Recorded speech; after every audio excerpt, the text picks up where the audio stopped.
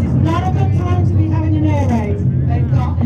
They've got high explosives being transported, and they're quietly doing it in the back of a truck, very close to a petroleum tanker.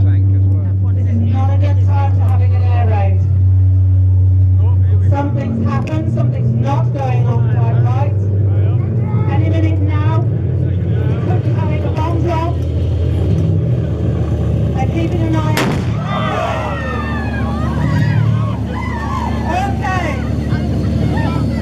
Like we were saying, this is going to be a place where we're going to have a bit of a cruise tonight. The WBS will actually get you prepared for making the picnic. Actually, it looks like the lorry driver, the old coal man, Quorn, he's looking very perplexed. He's looking quite what's happening. And he looks like the ferry road is not funded. He's just carrying on. And then we've got strafing going on. You know, sometimes people in shock don't react.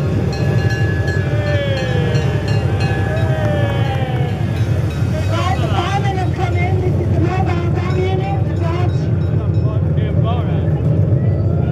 Now this is a very important piece of equipment. It can carry 500 gallons of water. But this year they've got a problem. They've come for maintenance. They've just come from the maintenance yard. The pump on the back of the Dodge doesn't work. So they're now having to get the other fire engine to come along from another part of the town. So they've got the water ready, but they do know that they can't access it until they get the other fire engine in it. Now they've sent for the Little Austin K2. The Little Austin K2 will be coming in hopefully from the other part of town shortly with the pump. In the meantime, they're getting themselves prepared in case there's a fire or anything else going on.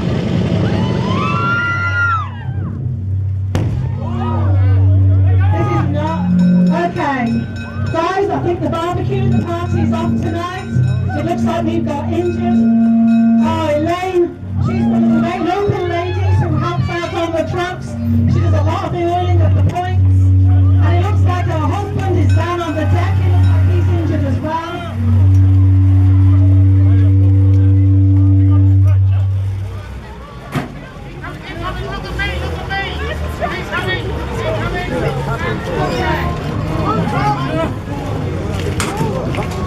Smelly salts! Who's got the smelly salts? Smelly salts.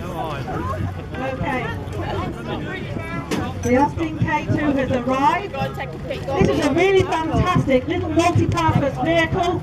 It could be used as an ambulance, a nappy van. In this case, it's pulling along a little pump. Now there's a range of pumps that they use. They use the Dennis, the Beresford, and the Coventry Climax. And they weren't always very reliable. Sometimes you have to give them a good knock to get them going. So the Austin K2 today is actually the NFS personnel carrier, but it will also act as an ambulance. 500 gallons. There's a trailer pump. Now the chief officer, he's in charge, he's directing the vehicles in the right place. Home Guard, because they were preparing for tonight's do. Fortunately, they are there on hand to help out with all the casualties. The WBS, you can never go wrong with a good cup of tea and a biscuit. This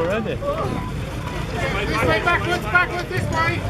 Now, in a situation like this, when you've got casualties, you've got vehicles, you've got potential explosives, the biggest problem is trying to maneuver the vehicles, the people, making sure that there is not an accident or a collision.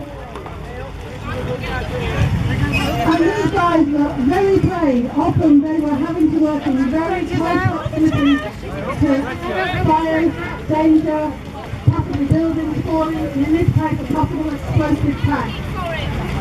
Right, we want the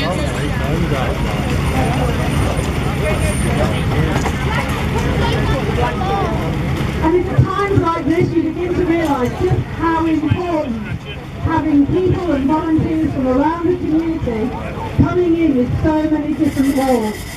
St John's Ambulance, the WBS, the Home Guard, Civil Defence, having your doctors, your nurses, your police. And in a small town like this, someone somewhere on your road with your family could have been involved. In fact, most people have some role or another.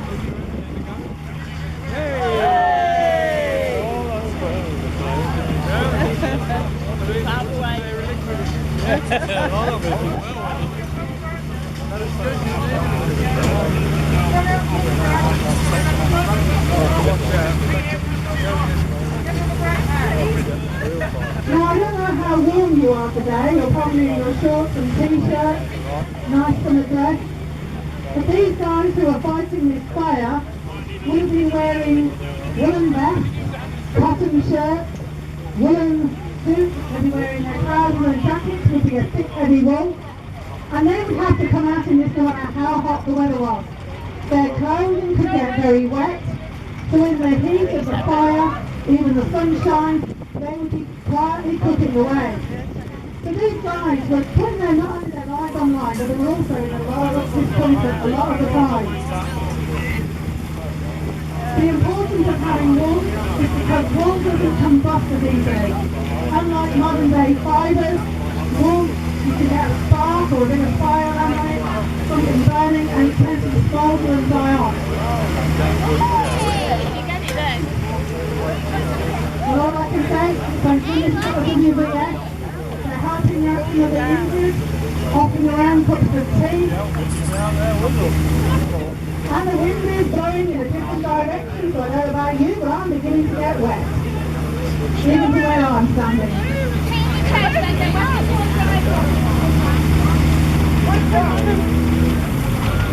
Now the next important thing, now we've got the fire brigade here, dealing with the potential explosives, cooling the tanks down, making sure everything stays safe, is to get these injured out of the place. Moving them away. And if necessary, they'll be taken off the hospital.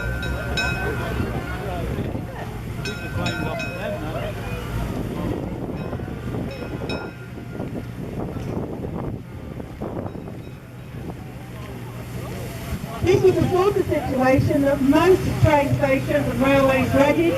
This is the last thing they would have wanted, was an air raid. And this is why you had so many people ready and willing nearby to come in and help in such a situation. Update from the officer in charge. Well, the good news is that we managed to salvage all the explosives in the wagons, and none of that pork pile went off. Otherwise we'd all be in we managed to stop the petrol tanker getting on fire. We've sprayed it with foam to get rid of any petrol leaks, and we've been able to do that. We've finished with water. Water's now off, and we've done a successful salvage of this bombing raid on Quorn Station. So I'd now like to invite all the reenactors to knock off what they're doing and come along and form a line. Well done. Okay, so let's come on. All these men. Yeah. Right, now that everything is safe and clear and everybody's coming into the centre to be counted and checked, we're now going to sound the all clear. Because we have to make sure that all their people are counted in and out.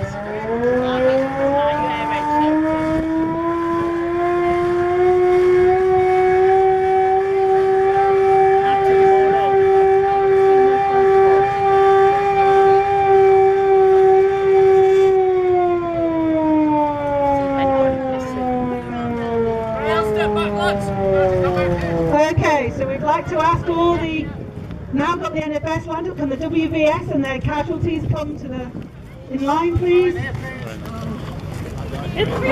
a young man who was our scout and runner for the firemen. Anyway, anyone from WVS, Home Guard, ARPs, all those please come and stand. We also had our policemen, but I think they're probably running around sorting something else out.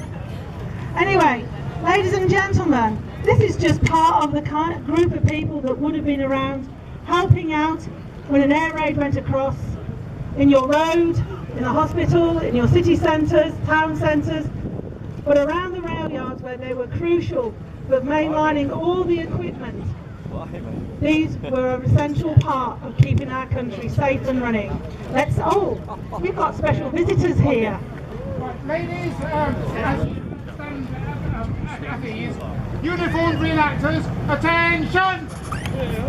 We've got the presence of the King and Queen. Look your best, and we'll welcome them with open arms. Thank you very much, sir. No idea.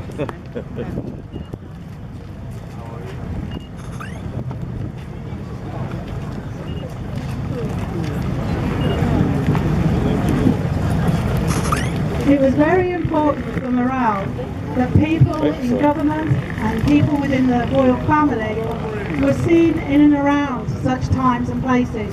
In fact, we do know that the royal family stayed in Buckingham Palace. They painted the 5-inch red line around their bath, and their home got bombed, and they appreciated what it was like to live in fear of the bombs dropping. Oh yes, I like that. So they often came round to visit people, to reassure them that they weren't leaving this country, they were standing with the people. And Winston Churchill was a really great speaker for gathering everybody together, reassuring them, and really giving them a sort of hope that we could win and bring peace. There was nothing like the people who were fighting and working on the front line, either here or away, to be encouraged. So let's all say thank you to our brave people today. Thank you.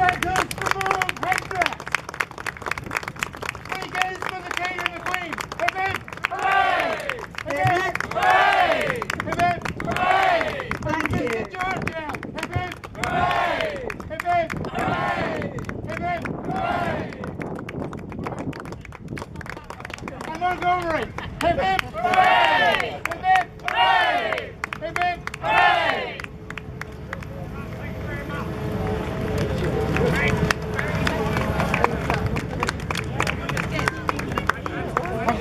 Well done, thank you so much. You're right there, you can stand down.